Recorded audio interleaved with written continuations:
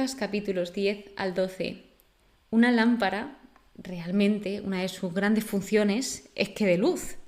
Y si tenemos una lámpara, lo más normal es que se ponga en un sitio para que alumbre, en concreto, si hablamos de una casa, a toda la casa o a una habitación.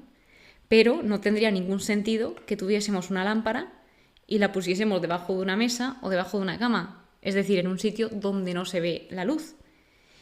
¿Y para qué necesitamos la luz? Pues para muchísimas cosas, sobre todo diría que lo esencial es para ver. Y por ejemplo, para no tropezarnos, para ver qué es lo que estamos haciendo, para poder realizar diferentes tareas, porque sin luz es un poco complicado, la verdad.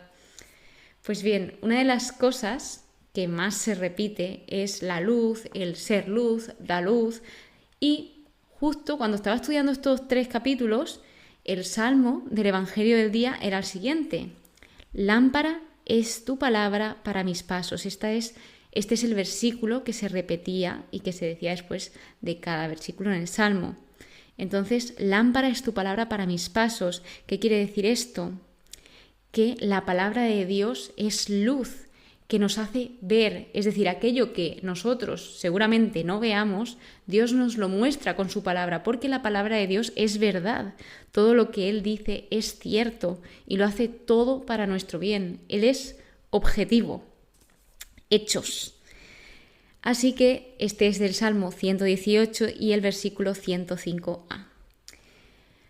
¿Qué tratan estos capítulos? ¿De qué vamos a hablar? Se le pide y se pide porque los obreros vengan a la mies, porque hay mucha mies pero pocos obreros. Entonces, esto también lo podemos hilar porque los discípulos le preguntan a Jesús, le piden, mejor dicho, a cómo orar. Enséñanos a orar. Y Jesús es donde les muestra el Padre Nuestro, que para mí es una oración muy, pero que muy completa y muy buena y que a mí de verdad me cambió la vida esta oración.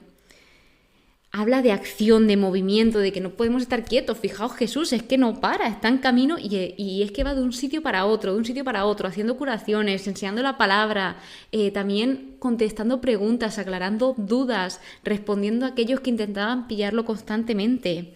Él va advirtiendo en específico a sus discípulos, a sus seguidores, y de que van a ser perseguidos, de que las persecuciones vendrán. También habla de que el Señor le ha revelado todas las cosas a los sencillos y se la ha ocultado a los hombres sabios y entendidos. El dar gracias por ver, que es importante que demos gracias por aquello que podemos ver y que otros quieren ver y no pueden. Por ejemplo, aquí me recordé de un caso y es un amigo mío que una vez me dijo: es que a mí me encantaría tener fe, pero no puedo. Y yo hasta ese punto sí que es verdad que ahí había aprendido que la fe era un don, pero no sabía que era tan difícil. Es decir, la fe realmente imposible no es, porque la fe se debe pedir, pero sí que es verdad que debemos de dar gracias por aquello que tenemos. La importancia del trato humano, la persona por encima de todo. Incluso antes de cumplir la ley, Dios enseña a cuidar a la persona en caso de emergencia. Es decir, tú no puedes, por ejemplo, cumplir todos los mandamientos y olvidarte de lo esencial, que es el cuidar al prójimo, tratar bien a los demás. O sea, esto no tendría ningún sentido. También, en cuanto a esto, lo importante que es saber recibir la corrección y recibirla de una forma positiva, porque en muchas ocasiones, como nos dicen la verdad, y la verdad en casos nos suele dar un poco de rabia porque no es lo que queremos oír, pues hay veces que no sabemos recibir la corrección, pero debemos de pensar a ver qué estamos haciendo bien y qué no estamos haciendo bien, para también esto que nos ayude a mejorar como persona. A quien mucho se le da, mucho se le reclama. El no temer, como Jesús siempre va diciendo esta frase: no tengáis miedo, no temáis, continuamente, cosa que Dios en el Antiguo Testamento no para de repetir también: no tengáis miedo, no temáis. Cómo saben y cómo Dios nos conoce y cómo Dios sabe la debilidad humana, lo grande que es.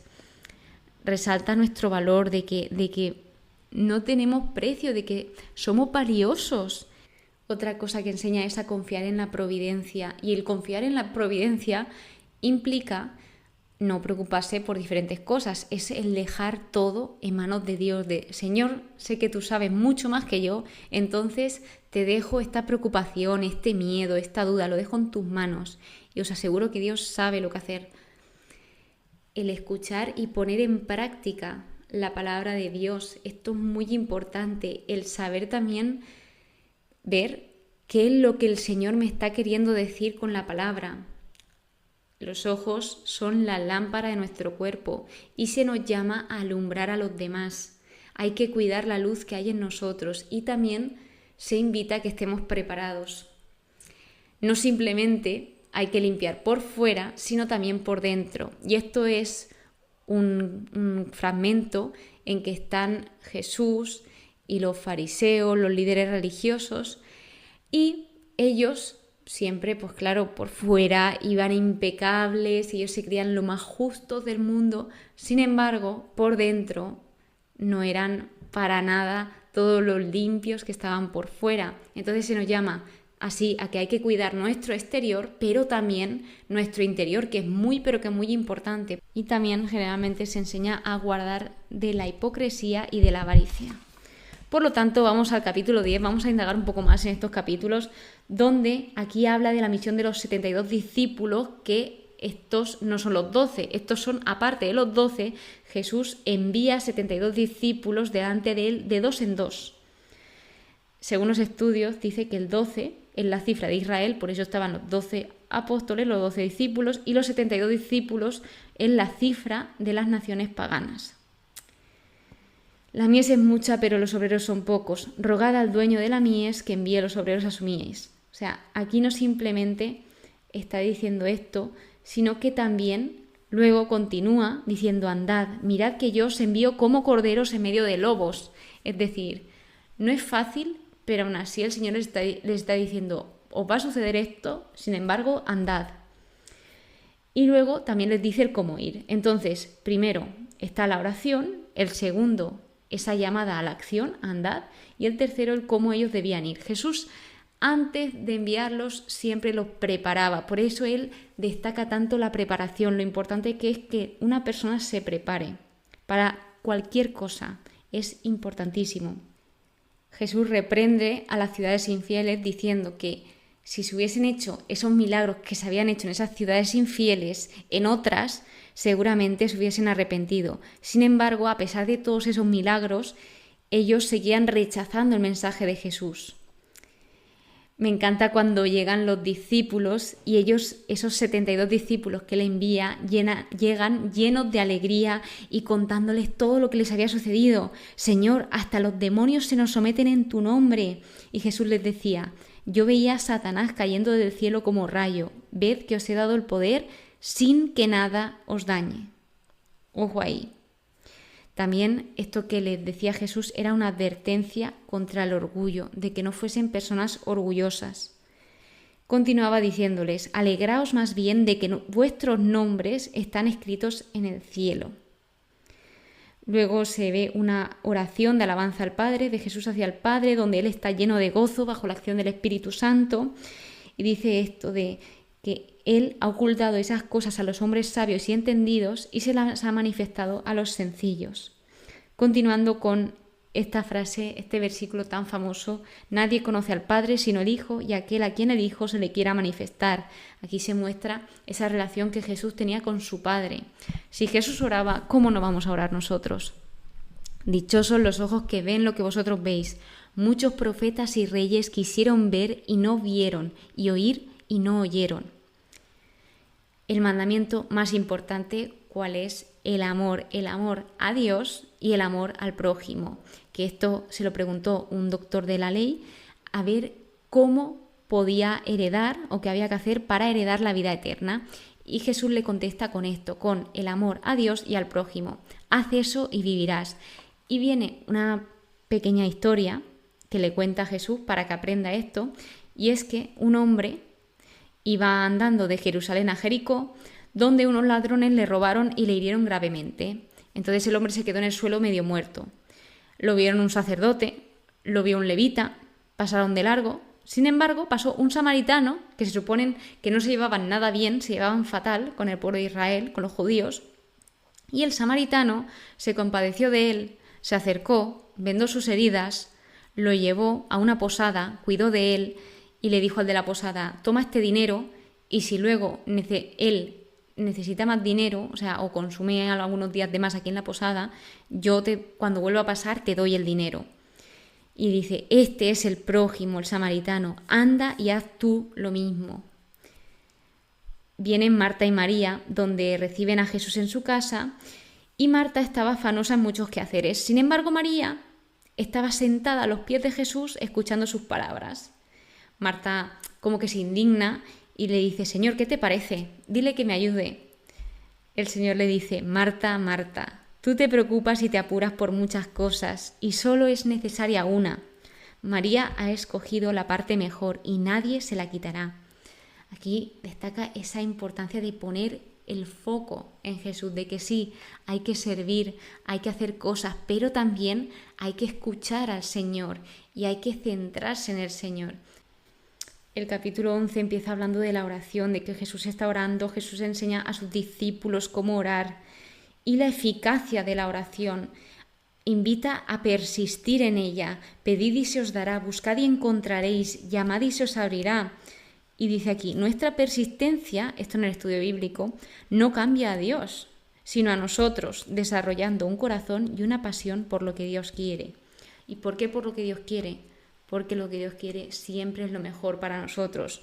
Dice Dios: pues si vosotros, que sois malos, sabéis dar a vuestros hijos cosas buenas, ¿cuánto más el Padre del cielo dará el Espíritu Santo a quien se lo piden? Es decir, antes de esto, lo que Jesús está dando a entender es que si tú a tu madre le pides un trozo de pan, no te va a dar una piedra, te va a dar un trozo de pan. Entonces, ¿cuánto más vuestro Padre del cielo? Jesús refuta una calumnia de sus enemigos. Aquí es cuando él expulsa a un demonio que había dejado mudo a un hombre y él, al curarlo, habla. Y empiezan a decir que él es Satanás o que tiene demonios. Y entonces Jesús les dice: si Satanás se divide contra sí mismo, ¿cómo podrá subsistir su reino? Es decir, no tenía ningún sentido. El que no está conmigo está contra mí, y el que no recoge conmigo desparrama. Es decir, ¿estás con Jesús o en contra de Jesús? Esto es una gran pregunta. Los verdaderos dichosos. Hay una mujer que de repente le dice a Jesús: dichoso el vientre que te llevó y los pechos que te amamantaron. Y Jesús le responde: dichosos más bien los que escuchan la palabra de Dios y la ponen en práctica. Lo que está diciendo es que sin deshonrar a su madre, Jesús está señalando la conexión mayor y más importante entre él y los que oyen y guardan la palabra. Los judíos piden una señal. En constantes veces ellos están pidiendo señales y señales y señales y ellos no paran de ver milagros y milagros y milagros, pero no lo ven. Ven, pero como si no hubiesen visto nada. Entonces Jesús vuelve a repetir que no hay ninguna señal más que la de Jonás. La de Jonás fue para los ninivitas, los habitantes de Nínive, y la del Hijo del Hombre era para esa generación. Habla también de la Reina del Sur, que la Reina del Sur fue una mujer que fue a escuchar la sabiduría de Salomón, que era el hijo de David, en el Antiguo Testamento. Por lo tanto, una enseñanza de aquí es que los gentiles tenían el corazón mucho más abierto a las cosas de Dios que aquellos que solían decir que tenían el corazón puesto en Dios. Y ellos sí que aceptaron a los mensajeros de Dios, cosa que aquellos que se estaban quejando todo el rato no aceptaron a esos mensajeros. La luz del alma, la lámpara encendida, no debe de estar escondida en el candelero para que alumbre. La lámpara de tu cuerpo son los ojos, que los ojos pueden estar sanos o enfermos. Sanos, todo tu cuerpo iluminado, y enfermos, todo tu cuerpo estará oscuro. Cuida, por tanto, de que la luz que hay en ti no esté apagada. Hipocresía de los maestros de la ley y de los fariseos. Un fariseo invita a Jesús a comer con él. Vemos aquí el gran amor de Jesús, porque fijaos que ellos siempre estaban intentando pillarlo. Sin embargo, vemos cómo Jesús accede a ir a comer con ellos. El fariseo estaba extrañado porque Jesús no se lavó las manos antes de comer. Entonces Jesús es cuando aquí sí que les dice: limpiáis por fuera y no por dentro. Hacéis una cosa descuidando otra. Los doctores de la ley aquí le dicen que están ofendidos y Dios dice que le pedirá cuentas a esta generación de aquellos que muchos de ellos habían matado. Ni entráis ni dejáis entrar.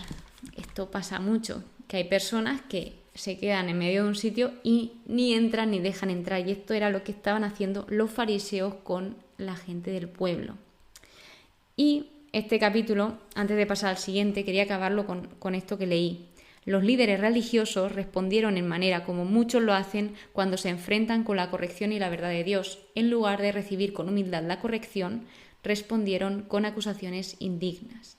Es decir, debemos de ser un poco humildes y aunque estemos muy cabreados, parar y decir, a ver, vamos a pararnos y analizar la situación. Que es difícil, sí, y si no sabemos hacer eso, podemos parar y continuar en otro momento si se puede. Pero sería lo ideal, claro, lo ideal es difícil, es muy difícil, pero tampoco es imposible, es un trabajo. El capítulo 12, aquí Jesús está instruyendo a sus discípulos, donde les dice que se guarden del fermento de los fariseos, que es la hipocresía. Dice que todo se sabrá, que no hay nada oculto. No tengáis miedo a los que matan el cuerpo, temed al que después de haberos matado puede echaros en el fuego, o sea, en el infierno. Vosotros valéis mucho, valéis más que una bandada de pájaros, tenéis todos los cabellos de la cabeza contados. Y también lo que les dice es que la blasfemia contra el Espíritu Santo no se les perdonará. No os preocupéis de qué hablar o cómo hablar, el Espíritu Santo os enseñará en todo momento lo que debéis decir. Hay otra parábola, que es la parábola del rico insensato, donde él hace planes de negocio y de vida y se deja todo como perfecto para ya tener la vida asegurada hasta su muerte. Entonces él, hace esos planes de negocio y de vida, pero no podía controlar el día de su muerte y todos sus logros y planes fueron nada, se quedaron en nada. Jesús dice, guardaos bien de toda avaricia, que aunque uno esté en la abundancia, no tiene asegurada la vida con sus riquezas. ¿Qué le sucedió a este? Insensato, esta noche morirás. ¿Para quién será lo acaparado? Así sucederá a los que amontonan riquezas para sí y no es rico a los ojos de Dios. Y luego ya viene uno de mis fragmentos favoritos, que es la confianza en la providencia. No preocuparse, porque la vida es más que el alimento y el cuerpo más que el vestido. A los cuervos Dios los alimenta, ¿cuánto más valéis vosotros más que los pájaros? Vuestro Padre ya sabe lo que necesitáis. Buscad su reino y todo eso se os dará por añadidura. Es decir, el buscar el reino de Dios sustituye la preocupación con ese cuidado por el reino de Dios. Es decir, esto sería interesante si cada uno pudiésemos sustituir como la preocupación por el confiar en Dios, por buscar a Dios. Y lo que Dios nos ofrece es el descanso, porque al dejar todas esas cargas en Él, nosotros descansamos. Repite, no tengáis miedo. Preocuparos de haceros bolsas y riquezas en el cielo, donde no entra ningún ladrón ni roe la polilla, porque donde esté vuestra riqueza, allí estará vuestro corazón. Una frase aquí que leí en el estudio es que un hábito o una pasión solo se pueden abandonar por un hábito o una pasión mucho mayor. Exhortación a la vigilancia. Estad preparados y tened encendidas vuestras lámparas, porque a la hora que menos penséis vendrá el Hijo del Hombre. Al que mucho se le da, mucho se le reclamará, y al que mucho se le confía, más se le pedirá. Jesús, causa de división, lo que nombra aquí es que Jesús seguramente iba a ser causa de división en una casa entre padres e hijos, etc. Y por último acaba con hipócritas, sabéis interpretar el aspecto de la tierra y del cielo y cómo no sabéis interpretar el tiempo presente. Cuando habla de hipócritas, la palabra hipócritas se refiere a un actor, a alguien que juega un papel.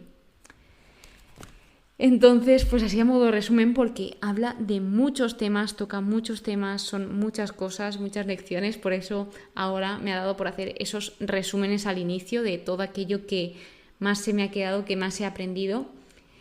Y pues recordaos que esa lámpara, que no dejemos de ponerla en un sitio para alumbrar a los demás y que no nos dé vergüenza alumbrar, sino todo lo contrario, que si no alumbramos, al final muchos tropezarán, pero si alumbramos con la luz de Dios, seguramente muchos puedan ver.